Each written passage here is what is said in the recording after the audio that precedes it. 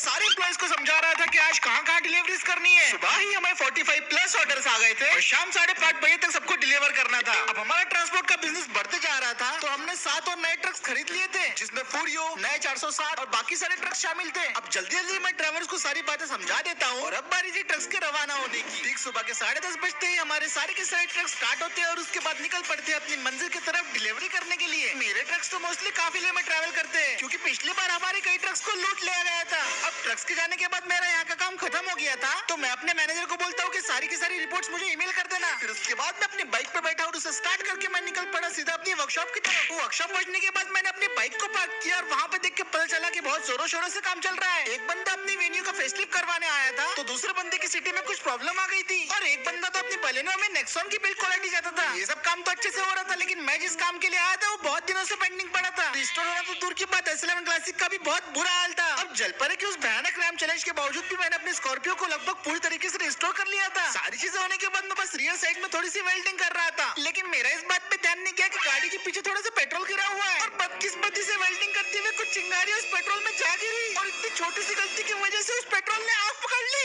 और इस वजह से मेरी स्कॉर्पियो क्लासिक जो अभी बस रिस्टोर होने ही वाली थी, वो आग पकड़ती है और धू करके जलने लगती है। ये देख के मैं काफी घबरा गया था और उससे पहले कि मैं कुछ कर पाता मेरी गाड़ी के अंदर एक ब्लास्ट हो जाता है और मेरी स्कॉर्पियो में मैंने जितनी मेहनत की थी वो सारी की सारी मिट्टी में मिल जाती है। अब वो तो मैं सही टाइम पे फायर एक्सटिंग्विशर लेके आया, वरना मेरी सारी की सारी वर्कशॉप जल के खाक हो जाती। लेकिन स्कॉर्पियो पे जितनी मेहनत किया था वो तो बर्बादी हो गई थी और ऊपर से मैं इसके फिर से पार्ट्स ऑर्डर नहीं कर सकता था, क्योंकि S11 क्लासिक के स्पेयर पार्ट्स का काफी ज्यादा शॉर्टेज है। तो मैं इंतजार करने के सिवाय अब और कुछ नहीं कर सकता था। अब जब मैं अपने S11 क्लासिक से ध्यान हटा के अपनी कैबिन की तरफ जा रहा था, तभी मैं देखता हूँ कि वर्कर लोग अपने कंप्यूटर पे कुछ देख रहे हैं। अब मैंने सोचा कि ये लोग इतने गौर से क्या देख रहे हैं, तो मैं भी वो देखने लगता हूँ। तो वो कुछ इस तरीके का ऐड था। तो दर्शकों, पहली बार होने जा रहा है दुनिया का सबसे बड़ा मुकाबला। क्या आप अपने आप को समझते हैं काबिल और जीतना चाहते हैं पूरे 5 करोड़ रुपए? तो आइए हमारे साथ इस टूर डे वर्ल्ड में शामिल हो जाइए। टूर डे वर्ल्ड एक इकलौती ऐसी रेस है जिसमें आपको पूरी दुनिया में घूम के अपने आप को साबित करना होगा। और एक बात ध्यान रखिए, ये कमजोर दिल वालों के लिए बिल्कुल नहीं है। रेस में पार्टिसिपेट करने की आखिरी तारीख 20 जून है, तो जल्दी से पार्टिसिपेट कीजिए। नियम और शर्तें लागू। ये सुन के मैं बहुत ज्यादा खुश हो गया था, तभी मेरे टीम मेंबर्स मुझसे बोलने लगते हैं, भाई आपको इसमें हिस्सा लेना ही चाहिए, आप पहले बहुत रेसेस किया करते थे। अरे भाई अभी कैसे हिस्सा लेंगे, लेकिन इनकी तो स्कॉर्पियो जली पड़ी है उधर। बात तो इनकी सही थी, लेकिन अब इस मौके को मैं किसी भी तरीके से अपने हाथों से जाने नहीं दूंगा। तो मैं उन्हें बोलता हूँ कि भाई लोग फिक्र मत करो, इस रेस में मैं हिस्सा भी ले रहा हूँ और उसके लिए मेरे पास एक बहुत जबरदस्त प्लान है।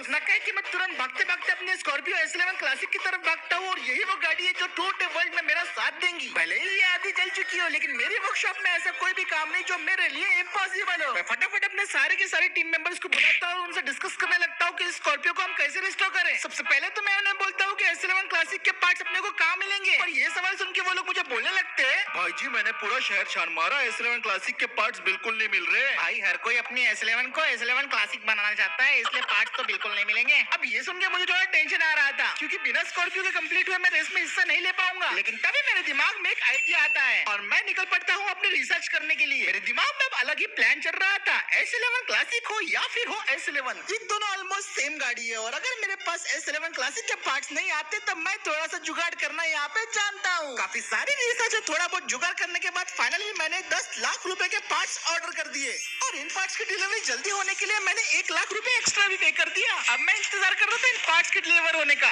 अब जब तक इस गाड़ी के पार्ट डिलीवर होंगे तब तक हम इसमें काम करना शुरू कर देंगे और सबसे पहला काम है इस गाड़ी को टोटली शेप में लाना। उस बंदे के हिसाब से ये रेस वर्ल्ड के अलग अलग सिटीज में होने वाली थी, तो इसके लिए इस गाड़ी को ऑलराउंडर बनाना जरूरी था। गाड़ी के ऊपर चढ़ के मैं अपने हाथ में ब्रश लेता हूँ और इसके टुकड़े करना शुरू कर देता हूँ। वर्कशॉप के बाकी टीम मेंबर्स को लग रहा था मैं कोई पागलपंती कर रहा हूँ, लेकिन मैं अच्छी तरीके से जानता था कि मैं स्कॉर्पियो के साथ क्या कर रहा हूँ और मेरा सिंपल मकसद ये था कि इसके 2 टुकड़े कर रहा है। अभी तक का सबसे टफेस्ट काम था मेरे लिए और टीम मेंबर्स के लिए भी, लेकिन फाइनली 12 घंटे काम करने के बाद हम उस चीज में सफल हो जाते हैं जो हम करना चाहते थे। और अगले दिन मैंने स्कॉर्पियो के लिए जो जो पार्ट्स ऑर्डर किए थे वो सारे के सारे ट्रक में आ जाते हैं। सो पार्सल, ये पार्सल बात सुन के मैं बहुत ज्यादा खुश हो गया था, क्योंकि फाइनली जो मैंने पार्ट्स मंगाए थे वो आ गए थे, वो भी बिना किसी दिक्कत के। उसके बाद फिर डिलीवरी बॉय मुझसे OTP मांगता है, मैं उसे OTP दे देता हूँ। OTP वेरीफाई करने के बाद मैं उसे बोलता हूँ कि भाई सारा सामान उतार दो, तो वो फटाफट ट्रक में जाता है और सारा के सारा सामान उतार देता है। और फाइनली अब हमारे पास सारे पार्ट्स आ गए थे। हमने नए लाइट्स का सेट मंगाया, S11 की ग्रिल मंगाई, नया बम्पर मंगाया, नई चेसिस और बॉडी शेल मंगाया और इसके लिए हमने एक्स्ट्रा कैप भी मंगवा लिया, नए रियर लाइट्स और सबसे बेहतरीन इसके ऑल व्हील ड्राइव व्हील्स जो इसे परफेक्ट ऑलराउंडर गाड़ी बनाएंगे। पार्ट्स तो सारे आ गए थे, लेकिन सबसे टफेस्ट चैलेंज था इन पार्ट्स को अपने S11 क्लासिक में फिट करना। आसान तो नहीं था, लेकिन नामुमकिन भी नहीं था। तो हम सब मिलकर इस काम को शुरू कर देते हैं। सबसे पहले तो बेकार S11 क्लासिक के पार्ट्स को हटा के अपने नए वाले पार्ट्स लगा देते हैं। S11 क्लासिक का रियर तो पूरा बर्बाद हो चुका था, जिसकी जगह अब एक नया रियर लगने वाला था और ये हमारी गाड़ी को टोटली नया लुक देने वाला था। अब हमारी स्कॉर्पियो भी मैक्सिमम न्यू पार्ट्स लग चुके थे, लेकिन अभी ये बीच में से आधी कटी हुई थी, जिसकी वजह से काफी अजीब भी लग रही थी। लेकिन अभी इसके ऊपर कैप लगने वाला था। अब क्योंकि मैं इतनी बड़ी रेस में हिस्सा लेने जा रहा हूँ, तो मुझे जरूरत थी एक बहुत ही बेहतरीन इंजन की, जो कि पूरे 3 दिन लगा के हमने रेडी कर लिया था। इसको हमने स्पेशली अपनी स्कॉर्पियो के लिए ट्यून किया था और फाइनली हमने इस इंजन को अपनी स्कॉर्पियो में फिट कर दिया था। अब हमारी नई नवेली स्कॉर्पियो का लुक आने लगा था और ये बहुत ही ज्यादा बेहतरीन दिखने वाली थी और मैं इसके फाइनल रिजल्ट का इंतजार कर रहा था। मैक्सिमम काम तो इसमें हो चुका था, तो अब बारी थी इसके अंदर नया पेंट करके इसके अंदर नई जान डालने की।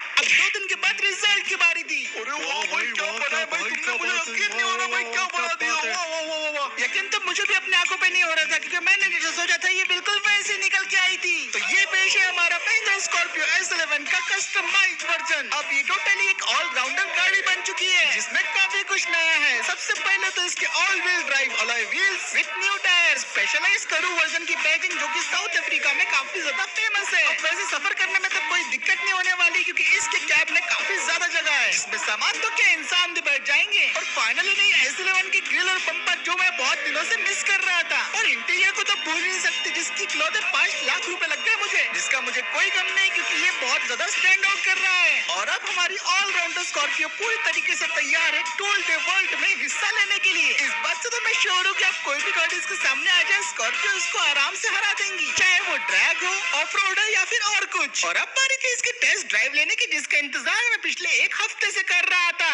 अब मैं अपनी स्कॉर्पियो की तरफ जाने लगता हूँ और उसका दरवाजा खोल के उसके अंदर बैठ जाता हूँ। मैं तो बस यही प्रे कर रहा था कि भाई इसके अंदर कोई दिक्कत ना आ जाए, और लकीली ऐसा कुछ नहीं होता। बिना किसी प्रॉब्लम की गाड़ी स्टार्ट हो गई थी और इसके बाद अब मैं गाड़ी को लेके सीधा गैरेज के बाहर जाने लगता हूँ। गैरेज का दरवाजा खुलता है और फिर मैं गाड़ी को लेके सीधा आ जाता हूँ रोड पे। पहली बार चलाने में मुझे थोड़ी ऊंची और अजीब लग रही थी, लेकिन इवेंचुअली मुझे इसकी आदत पड़ गई और भाई साहब ये बहुत ही ज्यादा भयंकर चल रही थी। नॉर्मल स्कॉर्पियो के मुकाबले इसके अंदर 4 गुना ज्यादा पावर था, जिसे मैं लिटरली महसूस कर पा रहा था। ऐसी गाड़ी मैंने जिंदगी में कभी नहीं चलाई थी, लेकिन रोड पे इसका फुल पोटेंशियल कहाँ पता चलने वाला था। तो मैं फटक से इसे लेके चले जाता हूँ ऑफ रोड, और अब मैं इसको भगाने लगता हूँ पूरी रफ्तार से।